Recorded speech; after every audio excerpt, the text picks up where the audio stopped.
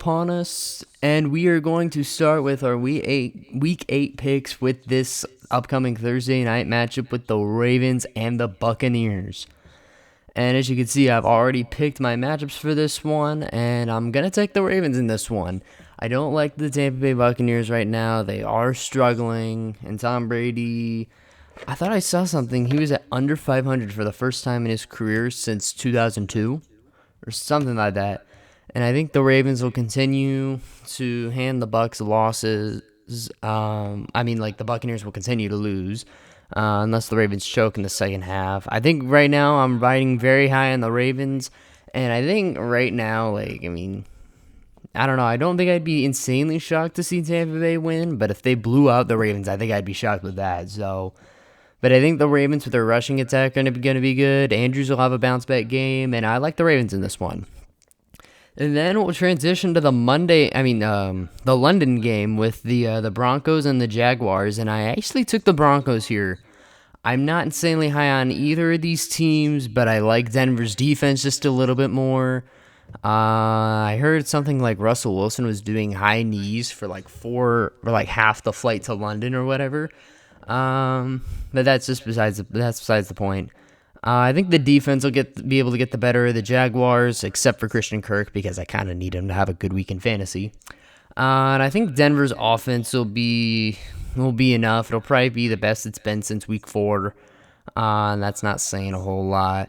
But I'm going to take the Denver Broncos here. I think this is a more complete team, and I'm going to, ride with Broncos country in this one. And then next up, we got the Patriots at the Jets, and I actually took the New England Patriots in this one. Despite the fact that they got the ever-living crap beaten out of them by the Chicago Bears, I cannot envision the Patriots falling behind even more, and I cannot envision the Jets staying on pace with the Buffalo Bills. Brees Hall out for the season. I think it definitely makes it a lot harder for the New York Jets. It's going to make it harder for him to move the ball offensively. And, this might honestly just be a crapshoot of a game. But I honestly wouldn't be surprised to see the Jets win. But this is kind of one of those games where it's like the Jets are doing really good and the Patriots are sucking balls right now. And it would just be like, one of those games that like the team that's struggling comes out and pulls out the win. Kind of like the Sunday night game, and we'll get to that in just a second. Then you got, I think this is the 1 o'clock game, so we'll get back to that in just a second. But we will go to the Raiders taking on the New Orleans Saints. I honestly see this game really going either way. I could see the Raiders winning this one. I could also see the Saints winning this one. I'm going to take the Raiders just because I think offensively they are a great team. I think if they rely on Josh Jacobs and they throw a good deal to Devontae Adams, the Raiders will be able to get the job done. Marshawn Lattimore's out, so I definitely think that leaves a hole in the secondary for the New Orleans Saints. But, knowing the Raiders, I should probably be taking the New Orleans Saints because the Raiders might choke a close game. Another close game at that. But I'm feeling confident with the Raiders. I don't know why this week, but I'm going to take them to win over New Orleans, but not by much. Then you got the Steelers and the Eagles, and unlike this game, I'm actually going to take the Eagles to win by quite a bit. The Steelers might be able to force the Eagles, into some stops, and the Eagles might not put up like 40 points. But the Eagles will definitely put up more than enough to destroy the Steelers. They don't have a good offense, the Steelers, and, defensively, it's not going to keep them in the game for very long, as I think the Eagles run away with this one, especially with the addition of Robert Quinn to that defensive line. And then you got the Miami Dolphins taking on the Detroit Lions, and I'm kind of taking the Miami Dolphins for obvious reasons. They're just a more complete team. The Lions have not looked good offensively, and defensively, the Lions just simply put are horrendous. They are heinous, if you will. The Dolphins look better defensively. They're not, top 5, top 3 defense, but, most of the league isn't. But the Dolphins have enough firepower on both sides of the ball to hopefully take care of business with the Detroit Lions, so I'm going to take the Miami Dolphins on the road. And then I think this is another 1 o'clock game, so we're going to skip this one as well. And we're going to transition to one of the 10 o'clock games, the Chicago Bears at the Dallas Cowboys. The Bears coming off a very nice win against the New England Patriots, while for the Cowboys, they're coming off a nice win over the Detroit Lions. I mean, the Bears win kind of sounds a little bit more impressive, but I am going to take the Dallas Cowboys. It was Dak Prescott's first week back. I think he should be able to get back into some form of rhythm. And I think trading away Robert Quinn was kind of a mistake for the Chicago Bears because you got him for virtually nothing. You just made your defense worse, if anything. And I think the Dallas Cowboys will be able to take advantage of that, as their defense will be able to take advantage of your offense. And I think Dak Prescott will be a little bit happier knowing that he's not going to have to deal with Robert Quinn coming at his face the entire game. But he's still going to have to deal with Roquan Smith on that defense. So there you go. I'm going to take the Cowboys here, but I wouldn't be shocked to see the Bears keep it somewhat close. Partially because both these teams' biggest strengths are, their defense.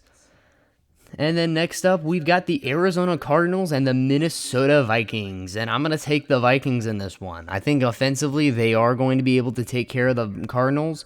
Defensively, it's going to be ugly on both sides. DeAndre Hopkins back for his second game. I think he's going to torch the Minnesota Vikings defensively. But I think in a shootout, I like the Vikings in this one. I think the running back is better. The tight end, I don't know if I can necessarily say the tight end is better, but, the receivers at this point are better. And I think defensively, the Vikings have a little bit of an edge over the Arizona Cardinals, especially being at home. They've never lost a home game this season. Their only loss came on the road to the Philadelphia Eagles. So I'm going to take the Minnesota Vikings. And then you got the Carolina Panthers taking on the Atlanta Falcons. And I think I'm actually going to change this one. Hang on. Okay, there we go. I think I'm going to take the Panthers in this one, actually. I think this would be close, but from what I just remembered, the Falcons are going to have having quite a few injuries in the secondary. And you want to know what's funny? Assuming the Buccaneers lose the Thursday night game to the Ravens tonight, the winner of Panthers-Falcons, and hang on.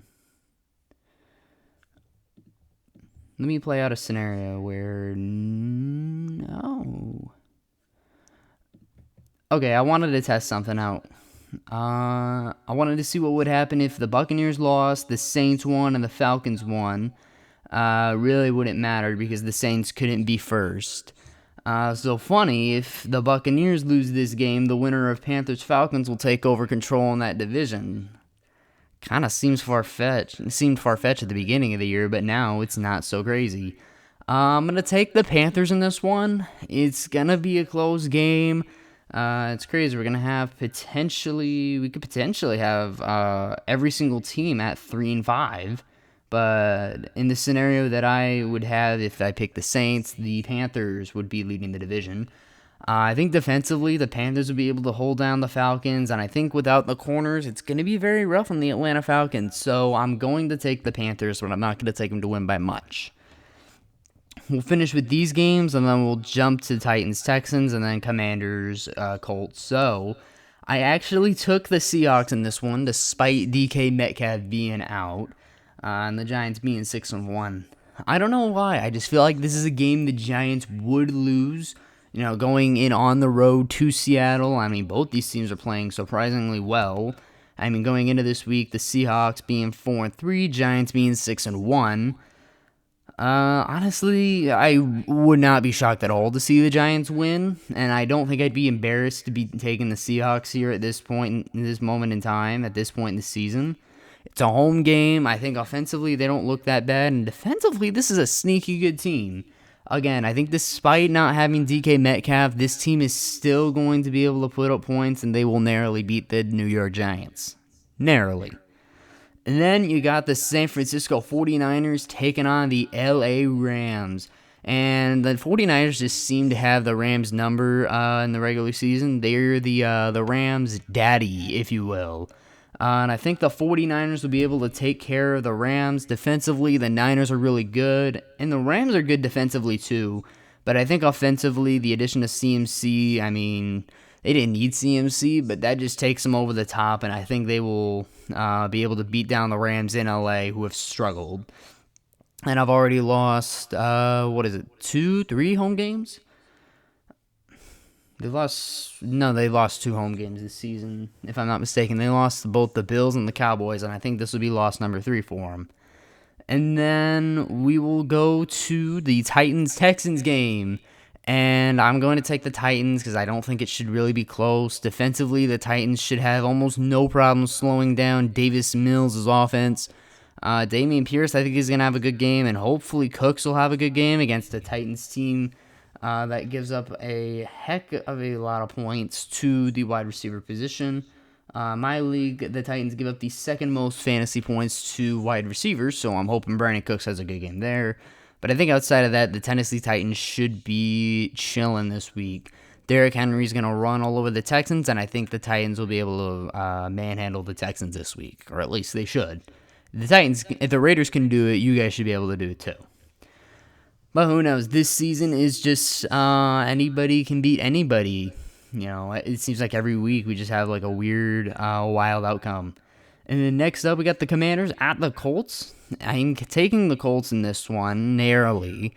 I think if Shaq Leonard is to come back, they will be able to manhandle the Commanders. And I think Jonathan Taylor, this has to be the week he comes back and he has to and he has to dominate that Commanders defense.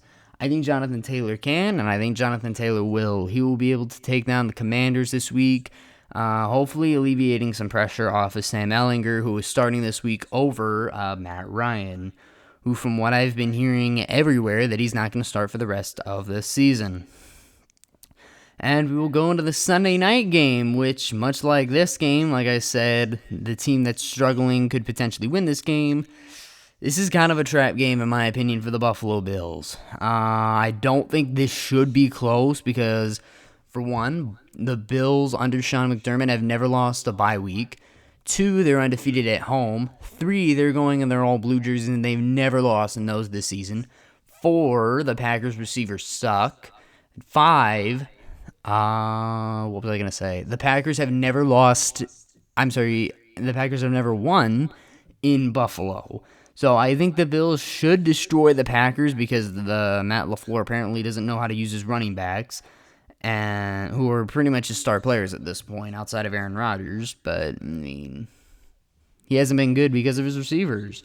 And I think this Bills defense, even without Trey White, should be able to manhandle the Packers. They should be able to decimate them because Trey White, I mean, he's not coming back in this. He's not going to be playing in this game. But I'm going to take the Bills this week at home. And interesting enough, one thing that nobody's talked about, since 2019, the Bills, when they've played on NBC, have never lost. They've never lost regular season or postseason because they had one NBC game against the Ravens. The Bills have won every single time they played on NBC, and it shouldn't shock anybody to see the Bills win. But, I mean, with how this season has gone, I mean, chaos would probably be the reason someone were to pick the Packers, kind of like Tom Grossi. Then next up, you've got the Packers taking, I said the Packers. The Bengals taking on the Browns. Oh my God, these two don't even look alike. I took the Bengals in this one, even though the Browns, I think they've dominated the Bengals. Pretty sure they swept the Bengals last year. But I don't think that should be the case this year. I think the Bengals do get the win. This is a more complete team. And last season, it looked like their offense was getting going. And I think this is looking like the Bengals from last year. So I'm going to take the Bengals to win on the road against the Cleveland Browns. And there you go, guys. That is going to do it for my Week 8 picks. And let me know what you guys think of these picks in the comments below. And I know going into this, I had the Falcons winning, but I changed it to the Packers.